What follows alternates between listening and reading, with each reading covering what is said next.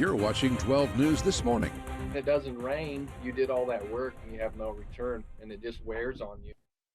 Despite receiving brief rainfall yesterday and last week, Kansas is still being plagued by drought conditions. Meteorologist Adrian Campa joining us now from the Storm Team 12 Weather Center to break down these conditions. Yeah, we've been talking about this for a while now, Adrian. We know farmers really feeling the pain. Yeah. How does this drought compare in the record books? Well, you guys know this is a serious drought that we're seeing that really began to onset late last summer, and it's just continuing to worsen throughout the year. And you could see this is our brand new drought monitor that came out yesterday morning. There have been some improvements in far western Kansas, but not enough. We still have severe drought all around the entire state, and here's a fact that probably a lot of people don't even want to hear this morning, but this is the driest period since March 1st we have seen since the Dust Bowl era. You have to go all the way back to 1936 to see this type of dryness around the state. But here in south central Kansas, we continue to see the level 5 out of 5 exceptional drought continue to expand. But again, some slight improvements here and there out in western Kansas, but still,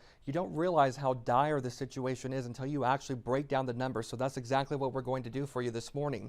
So since March 1st, Wichita, we have only seen less than 3/4 of an inch of rain. That is just almost unheard of.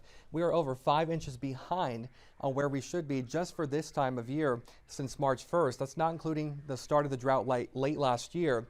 But you can also see other locations around the state, Salina, Dodge, Goodland. Even though there's been some decent rain since March 1st, a couple locations have seen over 2 inches of rain.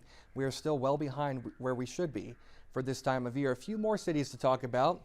You can see everybody just experiencing very dry conditions all around the area. And if you're wondering, when is this going to end? Well, through the end of July, we were actually expecting the drought to continue persisting and even developing in some parts of the state, but maybe far southwestern Kansas, you'll see a little bit of improvement. So I guess we have to look at the positives, and we're actually speaking of more rain chances in the forecast, but again, not enough to combat the drought. We need a lot of heavy rain, but hopeful signs. Meteorologist Jake Dunn will tell you about that coming up.